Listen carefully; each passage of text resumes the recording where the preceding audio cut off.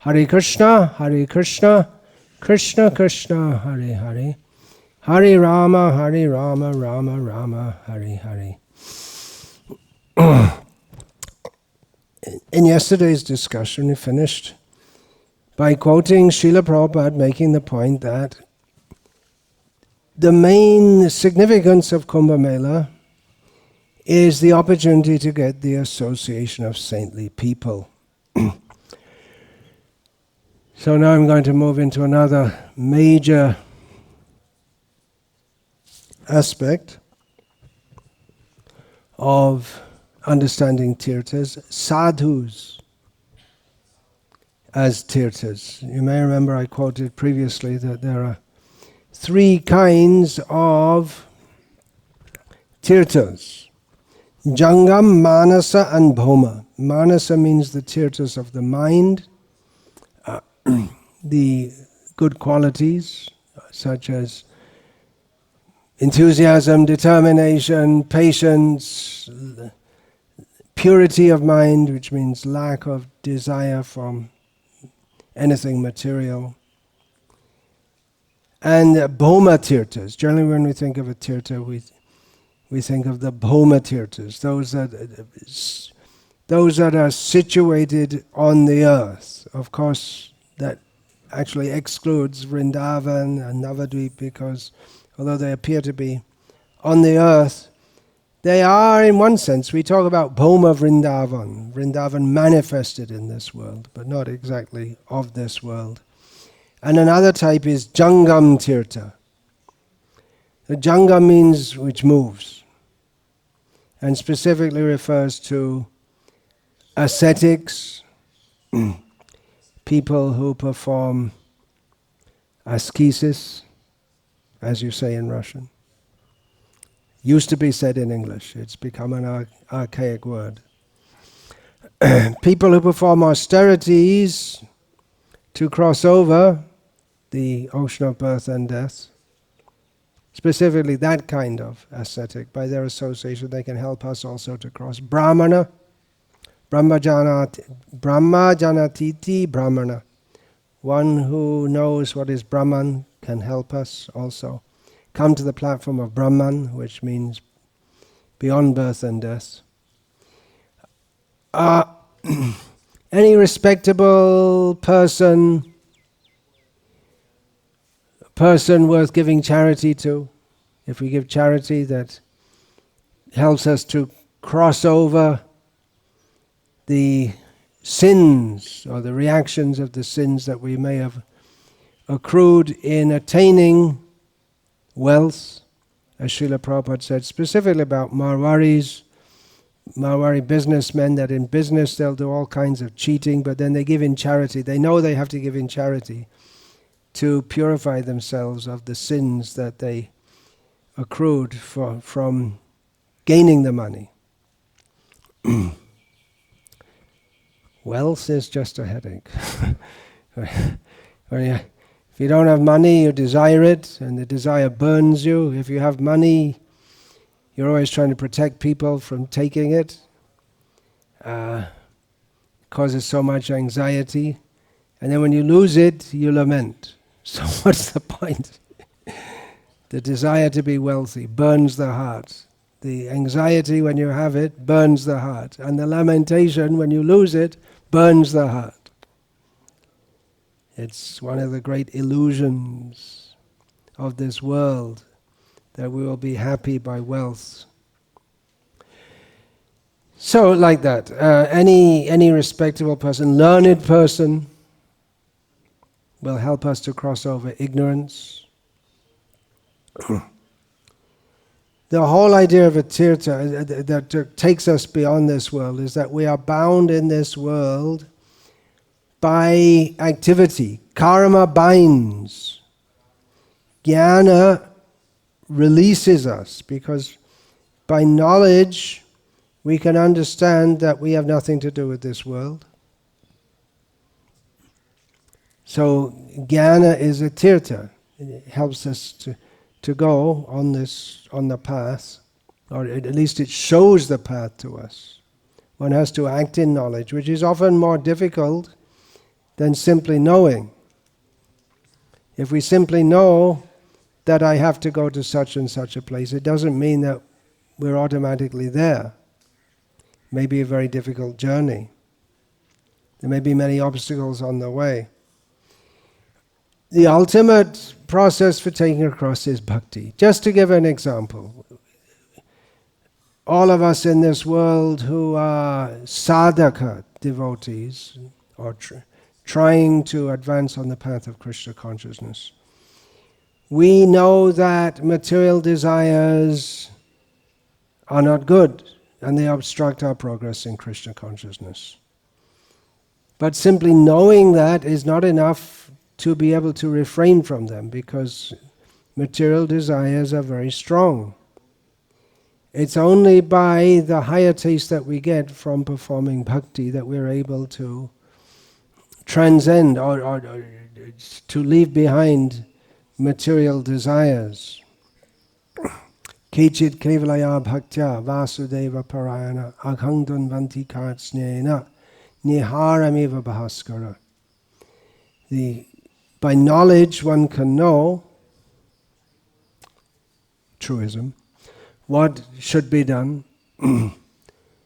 But bhakti gives the strength to do what should be done, and gives a more clear understanding. Bhakti is the highest gyan, because what is generally considered to be gyan is just the beginning, to understand that we're not the body and we're spiritual by nature. But complete gyan is to know that I'm not just spiritual. Not only am I spiritual, but I have a specific spiritual function in the service of Krishna. So all this knowledge is given in Shastra. So Shastra, Gyan and Bhakti, they can all be considered Tirthas. But to be able to access Shastra, Gyan and Bhakti, we require sadhus to guide us toward that knowledge, explain that knowledge, and exemplify that knowledge in their own lives. Otherwise, Shastra is very difficult to understand. Paroksha. It's deliberately, much of Shastra, especially in the Upanishads, it's written in such a way that it's not easily understandable. It's written in such a way, or it is in such a way, that it's not very easily understandable. And it's stated in one of the Upanishads that about this word paroksha is used. We find in Bhagavatam also, in the 11th canto, parokshava rishio parokshang chamama priyaha. Krishna says that the rishis speak in indirect ways. Paroksha means indirect, through others' eyes. Well, it has different meanings, yeah. And I also like that, Krishna says. Of course, there are different levels of this. Krishna's talks with the gopis in Vrindavan, in which they're making word games with each other, that could also be called indirect speech, but it's not giving knowledge per se, which is the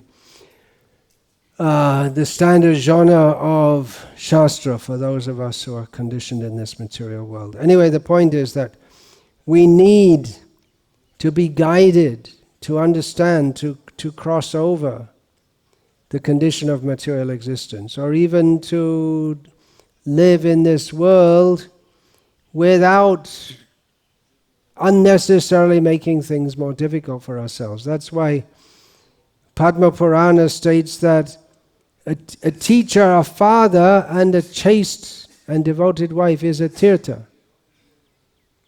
The father, mother, teacher, the ordinary teacher, how can they be a tirtha? They're not necessarily for taking us out of this material world, but for giving us guidance how to live in this world. Because if we don't live in an equable manner with other people, or we may be cheated by others, We don't know how to behave properly, so we'll be punished. So those who teach us in the basics of human behavior and the basics that we need to function in this world, they're also considered tirthas. And so is a wife. Srila Prabhupada comments in, I believe it's in the 3rd canto of Bhagavatam, in one of his purports, that a wife can help one cross over this material nature. She protects like a fort, with the idea that Maya is always attacking us. But if we have a chaste and devoted wife, then we won't be running here and there after so many other people's wives who are the gate to hell. Or in general, lust is the gate to hell. So the wife in that way protects, and by fulfilling the desires for sex in a religious way, for producing sons, and by fulfilling the desire for nice food, for cooking nicely, and in general being very peaceful and mild and just trying to accommodate the man and be nice to him, even if he's not all the time nice to her. That is the dharma of a wife. And in this way she acts as a tirtha and helps the man to live relatively peacefully in this world. And of course, just to live peacefully in this world is not in and of itself the goal of life, but it's not a bad start. Ashantasya kutas sukham, Krishna says in Bhagavad Gita, that no one can be happy if they're not peaceful. You can have all the money in the world, all the power in the world, and everything else, good health, and everything else that we might think will give us happiness. But if we're not peaceful at heart, if we're not satisfied at heart, then nothing can, everything else together can't give us actual happiness. So someone who has nothing in this world, but who's peaceful at heart, he's happier than someone who has so many things and who's not peaceful at heart. And generally people who have so many things, they're not peaceful at heart because they're in anxiety all the time. It's very dangerous to have lots of money. I'm hearing devotees, they want to put money into investing in gold and silver. Well, if you keep it with you, it's very dangerous. Someone may kill you for it, or even one of those who you trust may steal it. Can't trust by putting money in the bank, because the bank may fail, the whole economic system may fail. Maybe, you can't tell. The inflation may make the money that you have irrelevant. Prabhupada's formula, at least for his temples, maybe not for householders, was keep money in books. You could always sell them. Land, temples, books, land for farms, Prabhupada said. Books. Actually, in some places, at some point, the devotees printed so many books that later on couldn't get distributed, and they had to be shredded. And it's a very sad thing to say. That happened in Latvian language. They printed so many Bhagavad Gitas, and they were making so many devotees, and they thought, we'll distribute so many Bhagavad Gitas in Latvian, but then they stopped making so many devotees. And also, the population of Latvia isn't that much. I think it's around, 2 million, 4 million, and at that time the majority of them were Russian speaking anyway, and not Latvian. They didn't like to read. They didn't know how to read Latvian. So they found themselves with a huge stock of books, and then they were going yellow and moldy, and just for economic reasons they had to shred the books rather than pay so much to keep them. The same happened with, I believe, with Serbo-Croatian, some of the books. They had a huge stock. And well, that was unpredictable. because then Serbo-Croatian, the language of Yugoslavia, but then Yugoslavia became de-Yugoed. Yugo means joined together, right? From Sanskrit, like yoga. Became de-Yugoed and separated into Serbia, Croatia, Slovenia, Bosnia and Herzegovina, and later on came out Montenegro also. And then they became two languages. They're actually the same language, but they made Serbian different from Croatian. So the Croatians didn't like to read the old Serbo-Croatians, and so the books had to be shredded also. That's unpredictable. But in general, Prabhupada, his idea wasn't just to print a lot of books and sit on them, but distribute them quickly. Then turnover. Turnover means you invest your money, you get it back quickly, and then you invest in more. Like that. Prabhupada, in one time he said, print books and grow rich. Napoleon Hill, think big and, think and grow rich. But Prabhupada was more practical, print books and grow rich. In Mayapur, there's that long building, they used to call it the long building. I don't, what's it called now? Chakra, Padma, well, it's not Chakra, it's not Padma. I don't know, Gada, I think it's called the Gada building, that very long building. It's the longest building in West Bengal. The Writers' Building in Dalhousie in Calcutta used to be the Writers' Building means where all the government clerks go and sit. And that's mostly what they do. They sit and not much else. But then they made the long building, and Srila Prabhupada said you should fill it up with books.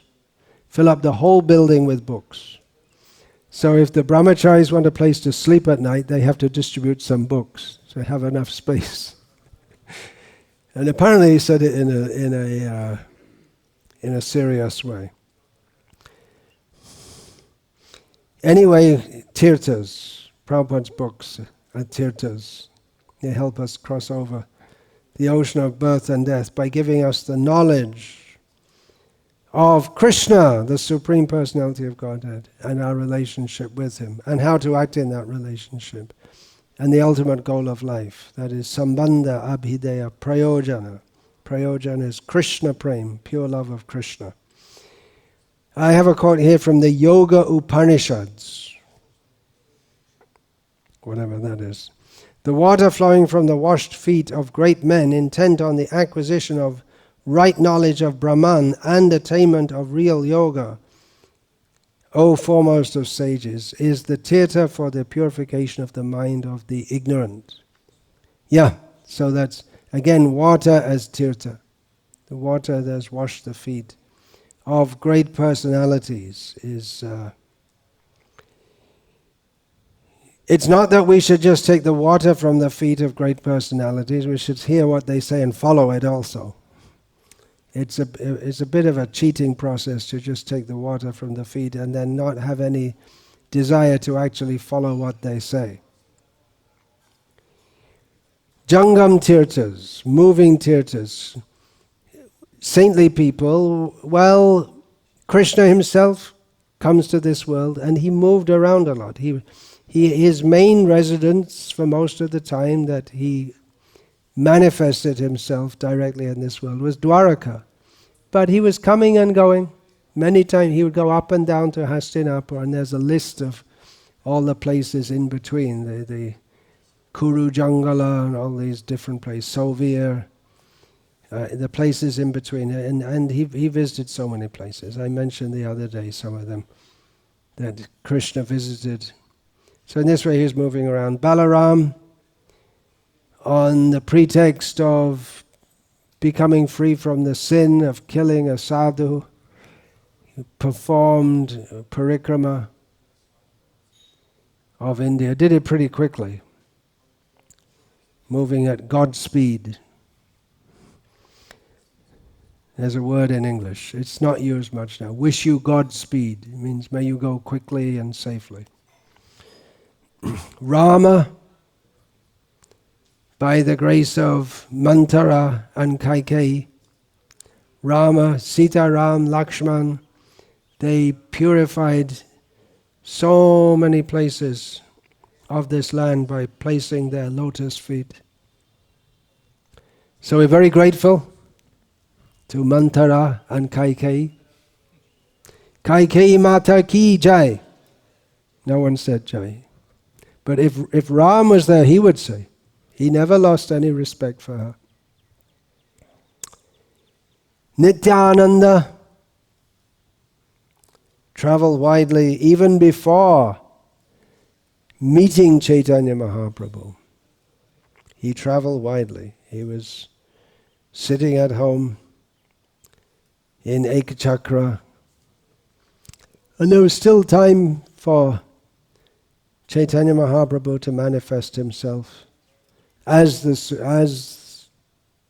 Sankirtan Pravartak, the founder of the Sankirtan movement. So Nityananda Prabhu, being very merciful, went so many places. We don't even know. There's not much record. It's Mathura, it's stated he visited there. So many places he visited. Chaitanya Mahaprabhu, of course, traveled widely in South India, in West India.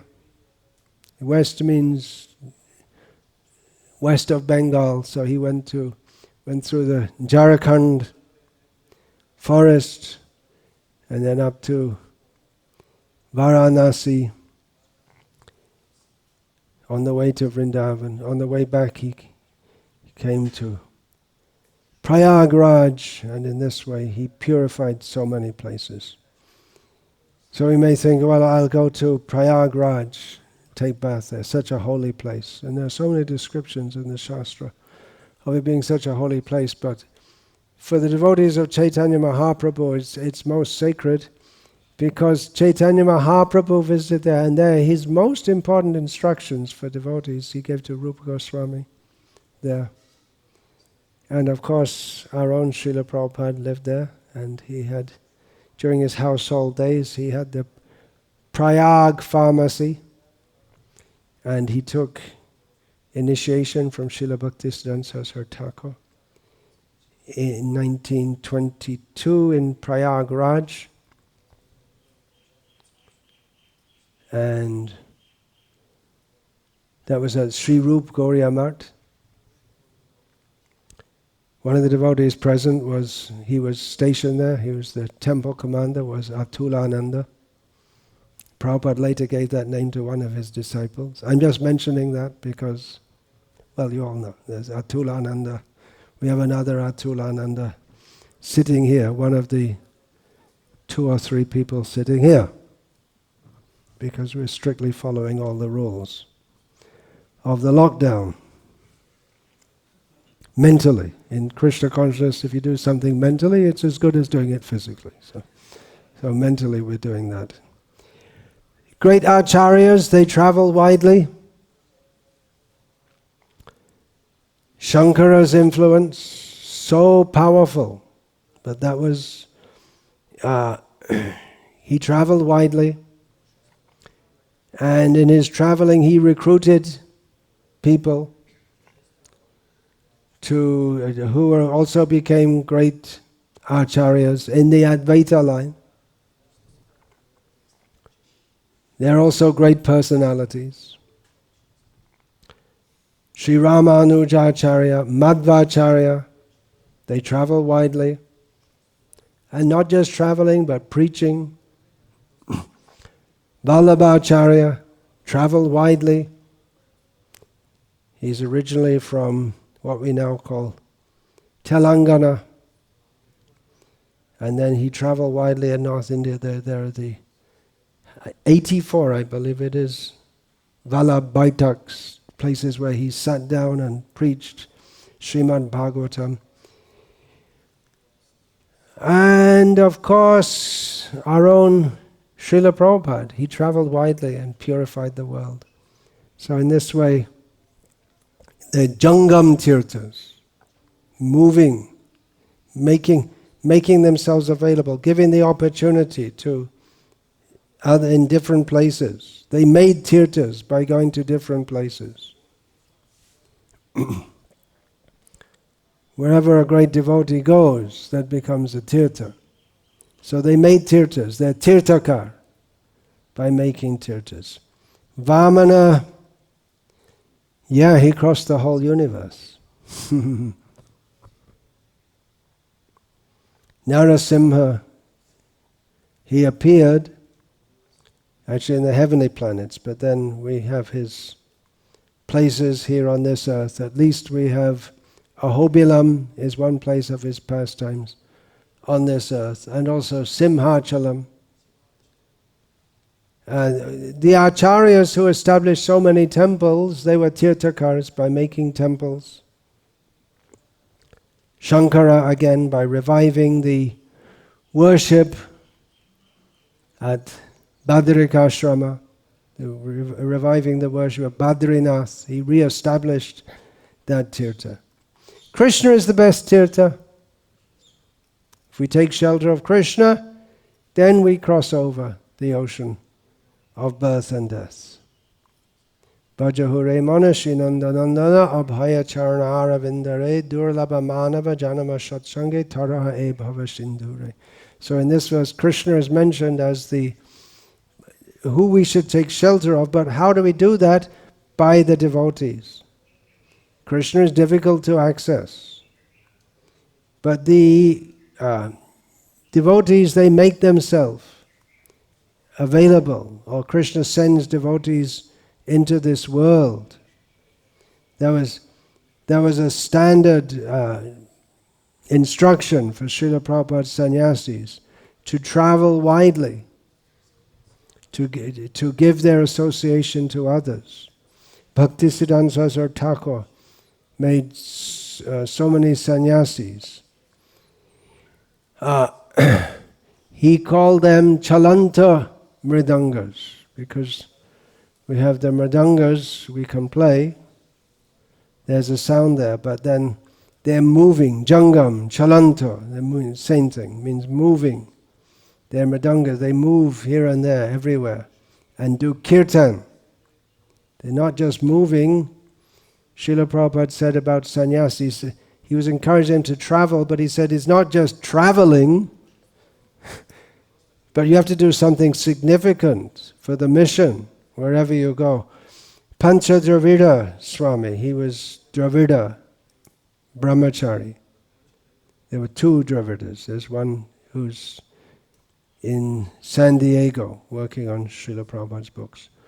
Another one, and then Srila Prabhupada gave him sannyasa initiation as Pancha Dravida. So Pancha Dravida wrote to Srila Prabhupada that, you see, wherever I go, I'm only getting a visa for a short time, so I can't stay anywhere. And Prabhupada said, that's good. It's good for a sannyasi. Then you can give your mercy more widely. So that's Krishna, his kindness. He sends devotees. And our Srila Prabhupada, he raised people up to the platform of devotees and sent them out to preach. And actually, the sannyasis that Srila Prabhupada made, they were new in devotional service, at least in this lifetime. And they really didn't know that much, but they knew, if we look now in retrospect, they didn't know that much. And that Srila Bhakti Rakshak Sridhar Maharaj said that when the devotees, there were 11 devotees who were going to be initiating, and this was 1978, and they came to Srila Bhakti Rakshak Sridhar Maharaj, Srila Prabhupada's godbrother, well known as being among actually all of Bhaktisiddhanta Saraswati Thakur's sannyas disciples especially. They're all very learned in Shastra. But among them Sridhar Maharaj was considered to be very learned in Shastra. Even Bhaktisiddhanta Saraswati Thakur called him not just learned but Shastra Nipun, expert in understanding the subject matter. It's not just a matter of cramming information, but he's very expert in understanding also insights. And there are others also. Siddhanti Maharaj, he took sannyas later. So when some of Srila Prabhupada's topmost disciples visited Sridhar Maharaj, they were asking for advice on how to conduct their guruship, and after a short time Sridhar Maharaj commented that these are not professors, they're students. They're supposed to be gurus, but they really didn't know that much. So Srila Prabhupada, he gave them that responsibility to carry on the movement after his departure, because Srila Prabhupada had given his books.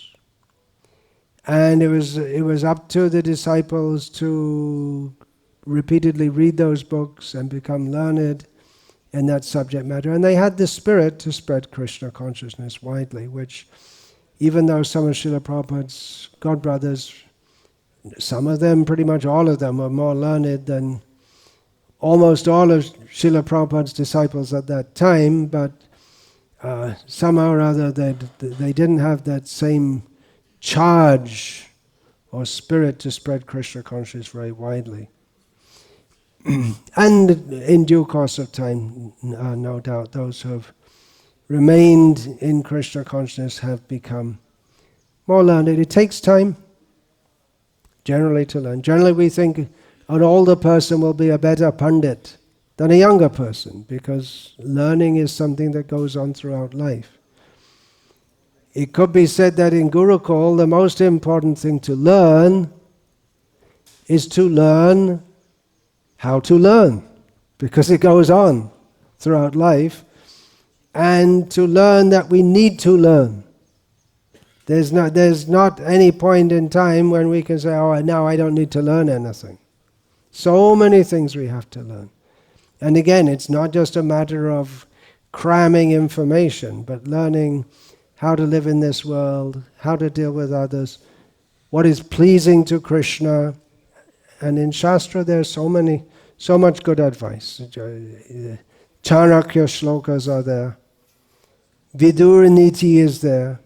There are various wisdom books that Bhartrihari, there are various Bhartrihari's Vairagya Shatakam, if you want to be renounced, and before that he had his Shringar Shatakam, if you don't want to be renounced, if you want to enjoy this world. So there's so much knowledge in Shastra. Bhagavatam is the essence of all Shastras, but there's so many things. Mahabharata, so much important knowledge given directly and indirectly also. By hearing the narrations of the Pandavas, we can understand so many things. We can learn so many things.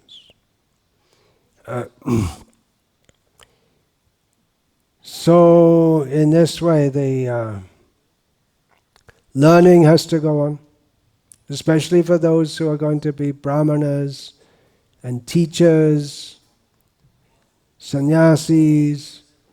Learning should go on. In the Chanakya shloka, there's one that says, do not let a single day go by without reading at least one page, or at least one shloka, or at least one line of a shloka. One should do it regularly, daily, and actually more. One should do more. It has to become part of one's life, that we have to do so many things in the day, but we have to take time also to directly connect with the source of knowledge, the source of wisdom in the form of Shastra. And the Tirthakaras, Krishna is the original Tirthakara, from him all the Vedas emanate. Veda Narayana Sakshat. But then so many great acharyas, they've expounded, which means to explain in detail, and expanded on that knowledge. Knowledge is infinite. Everything's in Gita. Everything's in Bhagavatam. But we may not be able to understand or access it. So that the acharyas, they kindly unpack it and explain it. And then more acharyas may come and explain what the acharyas have explained. In this way, knowledge is expanded. And the essence of all knowledge, Krishna's tu Bhagavan Swayam. But to understand that, we need 18,000 verses of Bhagavatam. So devotees are very merciful and they help us to understand all these things. And Krishna himself, when explaining to Uddhava the process of devotional service, which means devotional service to himself, to Krishna, then he says, Mad Bhakta Puja Vyadika. The most important thing is to worship my devotees, not me directly. And that's a very important point in the Sri Vaishnava Sampradaya. They emphasize this very much, how devotees, gurus, they are to be respected. And Ramanuja showed that himself. One of the most famous anecdotes in Sri Ramanuja's pastimes is his disobeying his guru's order after walking 18 times, 17 times and being refused. On the 18th time he was given the mantra and told, don't give it to others, and immediately he went and gave it to others. But not in defiance of his guru. His guru acted, there was Goshti Purna, was it not there? His guru did what he was supposed to do. But Ramanuja, knowing the inner heart and desire, he did what his guru wanted him to do. And of course his guru had to show him also that I'm unhappy with you, but this is all. Not to be taken directly that the guru is actually unhappy when he gave Krishna consciousness to others. So that's very big in the Sri Vaishnava Sampradaya. I remember some years ago in Vellore, there was a public program, and some Sri Vaishnavas were there, sitting in the front listening. You could tell by their tilak, sitting and listening very attentively. And at the end, someone asked the question, what is the highest kind of worship? Which is a big question, maybe more in Tamil Nadu than other places because of the traditional antipathy between Shaivas and Vaishnavas. So I explained a little bit, some quotes from Bhagavad Gita, and then I said that many people think Shiva is supreme, and I explained how he's Parameshvara within this universe. But that Lord Shiva himself says, Aradhananam sarvesham Vishnu aradhyate param. That the topmost of all the different kinds of worship, the worship of Vishnu is supreme. Lord Shiva himself says, and Sri Vaishnava said they're looking very happy. And then I said the next line, Tasmat parataram devi tadiyanam samarchanam. But even more important than that is worship of his devotees. Then they're in complete bliss. They like that very much. So, devotees should be Jangam Tirthas. Learn these things, go place to place and speak these things. Enlighten others. This knowledge that we're getting is so far, far above the how people are living their lives. It's just next door, that colony, and I learned that although it's about once a week or so, it's a normal thing that you hear some sounds of shouting and then a woman screaming. That's been stopped for the last few weeks. What it is, they drink and beat their wives. But because of the lockdown, they haven't been able to get booze, so the women are happy. And that's just next to here. And here we're discussing Srimad Bhagavatam Puranam Amalam Yad Vaishnavanam Prayam, the very dear to the Vaishnavas, the subject matter of Srimad Bhagavatam. Yasmin Paramahamsam Ekam Amalam Jnanam Param Giyate. That knowledge which is sung by the Paramahamsas, completely spotless knowledge. So how fortunate are we to have this, that Srila Prabhupada gave us this knowledge. So we should do whatever we can, yata shakti. There's one Hanuman and one squirrel who's pushing the sand. So according to our ability, we should try to give this knowledge to others. Hare Krishna. Vancha kalpatarubhyascha kripa sindhubhyacha patitanam pavanebhyo vaishnavebhyo namo namaha. His Holiness Bhakti Vikasa Swami Maharaj ki